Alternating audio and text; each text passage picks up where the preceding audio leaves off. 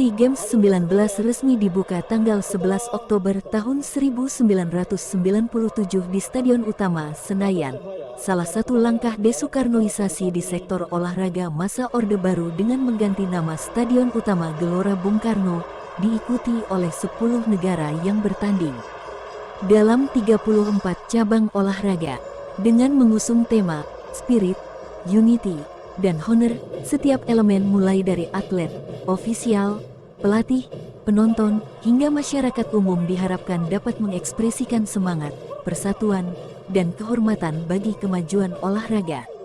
Asia Tenggara, dilansir dari surat kabar Kompas, tanggal 12 Oktober tahun 1997, Ketua Komite Olimpiade Filipina, Cristina Ramos Jalasco menyatakan kekagumannya terhadap upacara pembukaan SEA Games 19.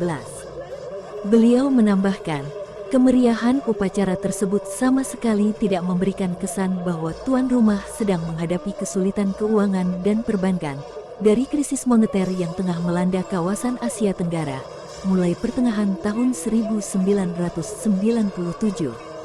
Indonesia yang menurunkan 497 atlet putra dan 314 atlet putri seperti yang dimuat dalam laporan pelatnas dan kontingen Indonesia dalam SEA Games 19, pada akhirnya berhasil mewujudkan target sukses prestasi dengan perolehan 194 medali emas, 101 perak, dan 115 perunggu. Sebuah rekor perolehan medali terbanyak yang belum terpecahkan sepanjang gelaran SEA Games, terhitung hingga SEA Games terakhir di Filipina tahun 2019 yang bahkan mencetak rekor cabang olahraga terbanyak. Sejumlah 56 cabang dengan 530 nomor pertandingan. Sebagaimana yang dipesankan oleh Presiden Soeharto untuk mencetak rekor, kontingen tanah air juga sukses memperoleh rekor dunia junior dari cabang angkat besi kelas 46 kg oleh Sri Indriani. Selama 11 kali penyelenggaraan SEA Games pada masa Orde Baru, Indonesia merebut juara umum sebanyak 9 kali. Sebuah tren yang tidak lagi dapat dirasakan di era reformasi. Pertarungan edisi 1997 hampir mirip dengan 1991. Kedua tim imbang dengan skor 1-1 hingga 120 menit. Pada edisi kali ini, Indonesia tertunduk lesu setelah kalah lewat adu penalti. Dua eksekusi penalti dari Roni Wabia dan Usten Nawawi yang melambung. Pada babak final, Stadion Utama Senayan dipenuhi 110.000 penonton. Penonton bertindak brutal dengan melempar aneka benda dan membakar bangku kayu pada saat jeda.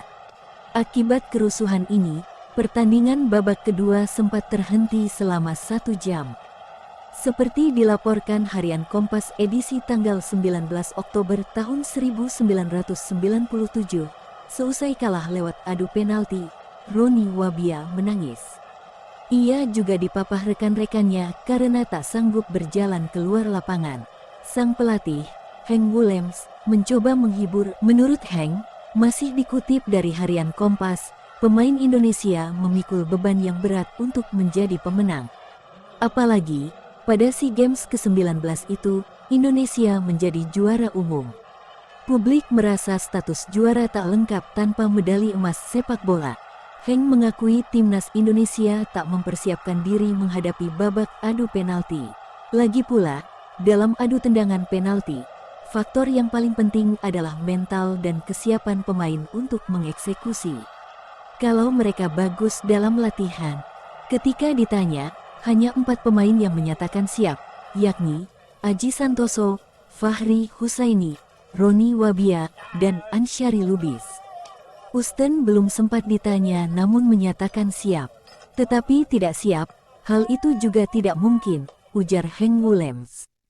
Pelatih asal Belanda itu juga menceritakan, dalam penunjukan 5 eksekutor penalti, ia hanya menunjuk pemain-pemain yang siap. Itulah cerita dari penyelenggaraan SEA Games 1997 dan final cabang sepak bola. Semoga dengan medali emas SEA Games ke-32 tahun 2023 di Kamboja menjadi dahaga bagi pecinta sepak bola Indonesia. Jangan lupa subscribe channel ini. Salam olahraga.